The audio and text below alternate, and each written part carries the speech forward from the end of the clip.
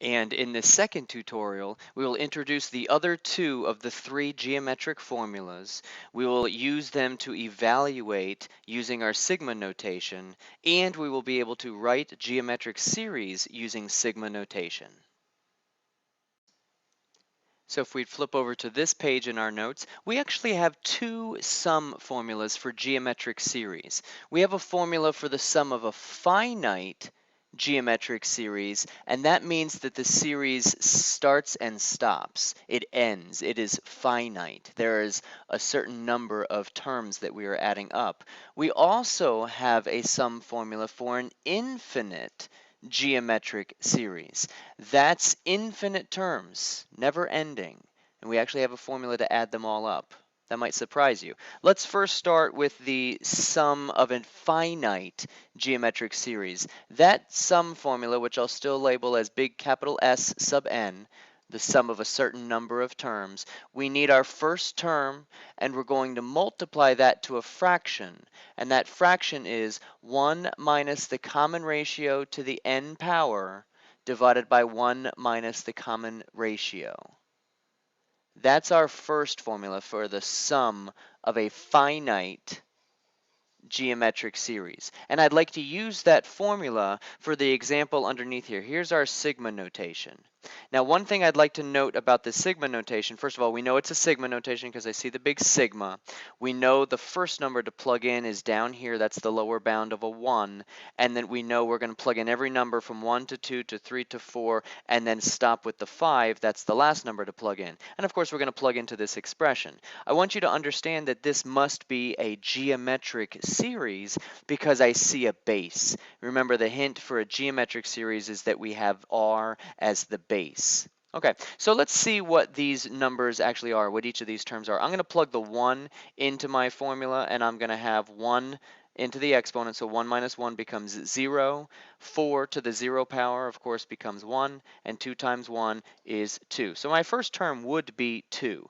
I'm going to add to that my second term. I've already plugged in a 1. Let's now plug in a 2. If I plug a 2 right here, my exponent becomes 2 minus 1.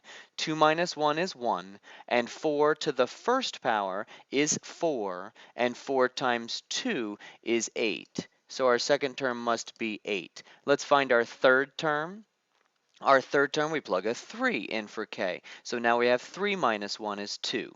4 to the second, or 4 squared, is 16.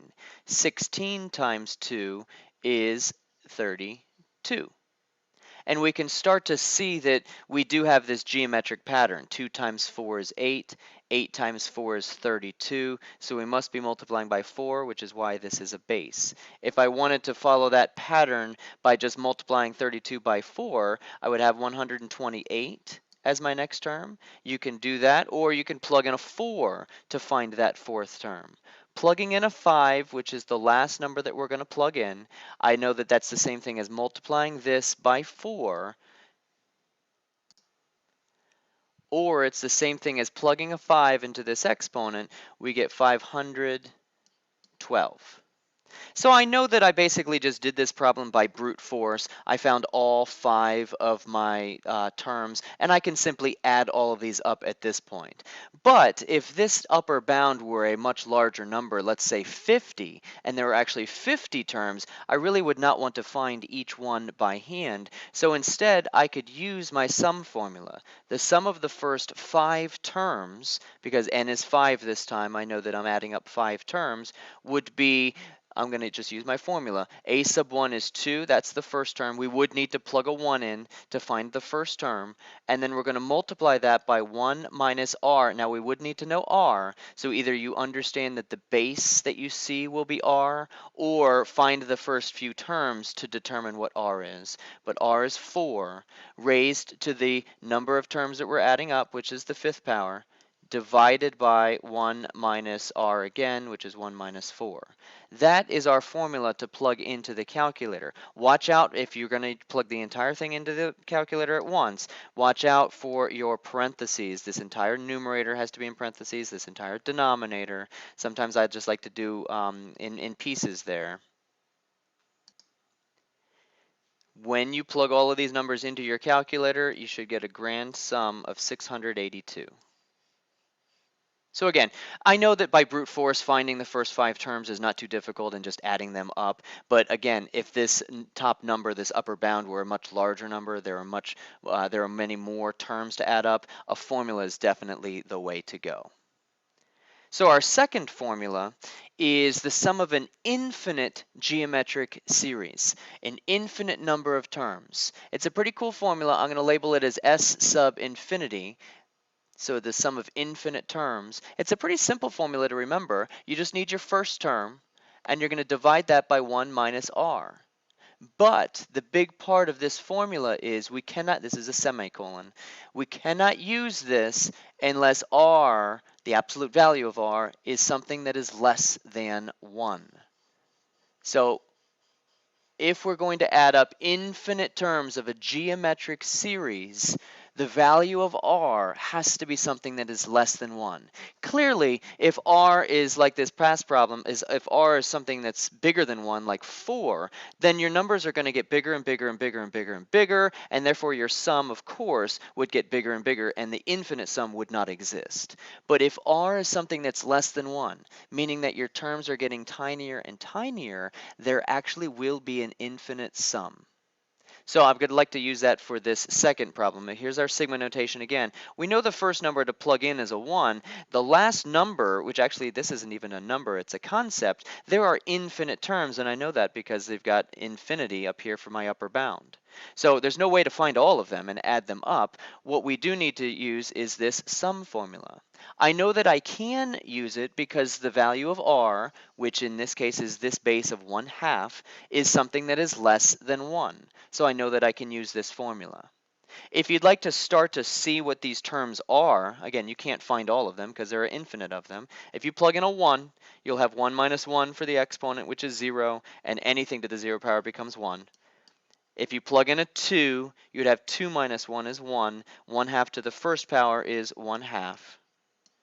Let's plug in one more. If you plug in a 3, you'd have the exponent 3 minus 1, which is 2, and 1/2 squared is 1/4.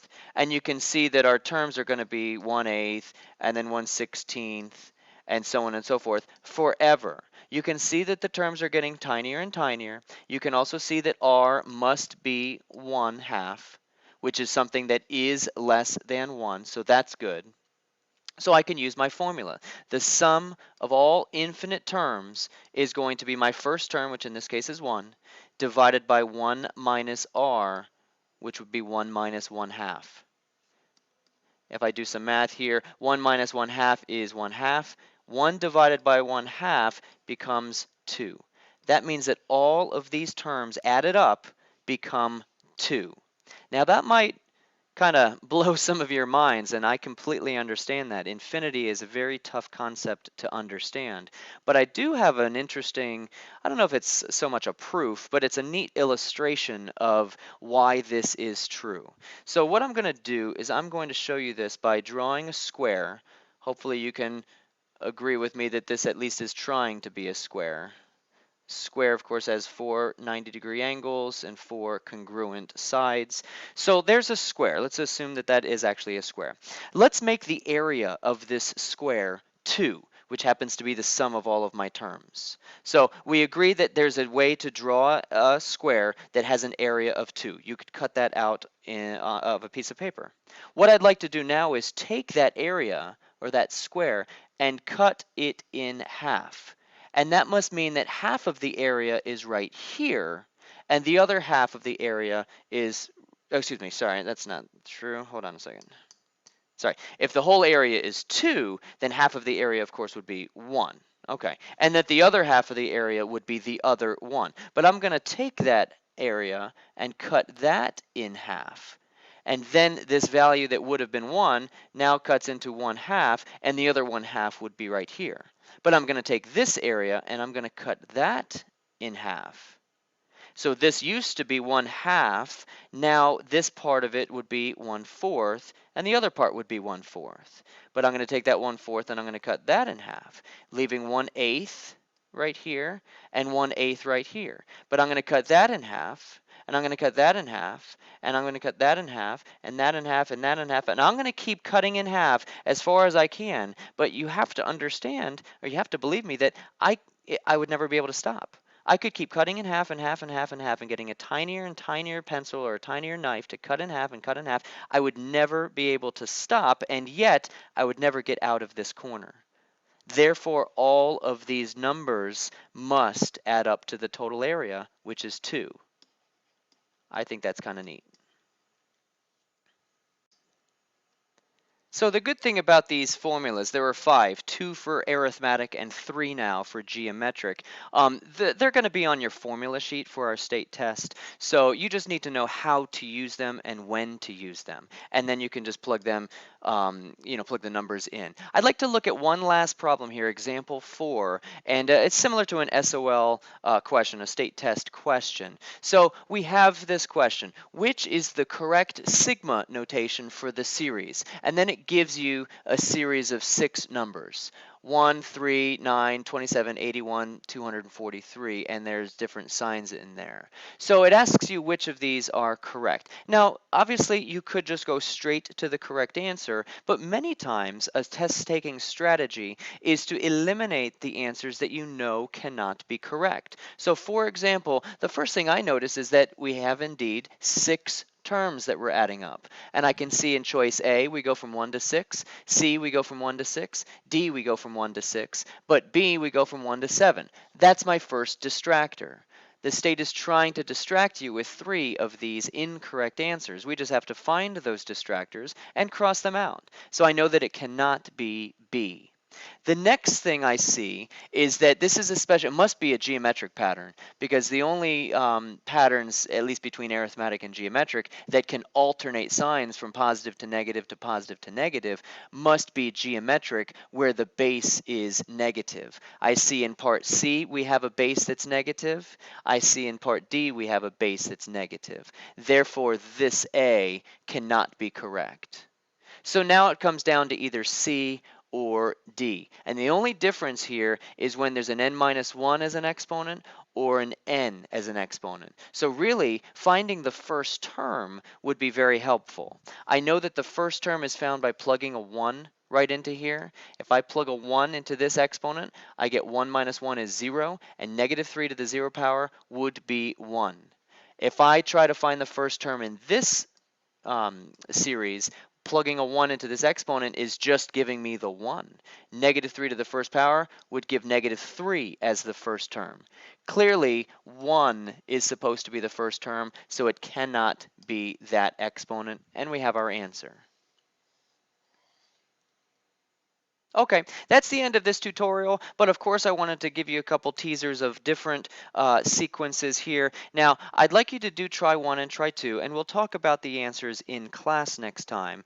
These are neither arithmetic nor geometric. You can see that instantly. Try 1, you're not adding the same number to get from one thing to the next, and you're definitely not multiplying the same number. But that does not mean that there's not a pattern.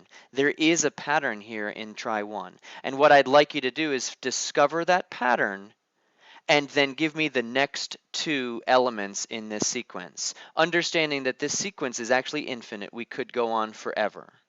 It's actually a famous sequence. Try 2, you can see that we are definitely not adding the same thing, because we start to decrease and then we increase and then we decrease and then increase. So that's very confusing, and we're definitely not multiplying. But that does not mean that there is not some sort of pattern. Now my clue with try 2, first of all, I want you to find the pattern and then tell me the last 3 digits, but that's my clue. This is only 10 digits long. It stops. It's not infinite. So I'm going to leave you with those. Hopefully you can find those patterns, and we'll talk about those in class. We also have some other fun things that we can do in class. I'll see you then. Thanks for watching. See ya.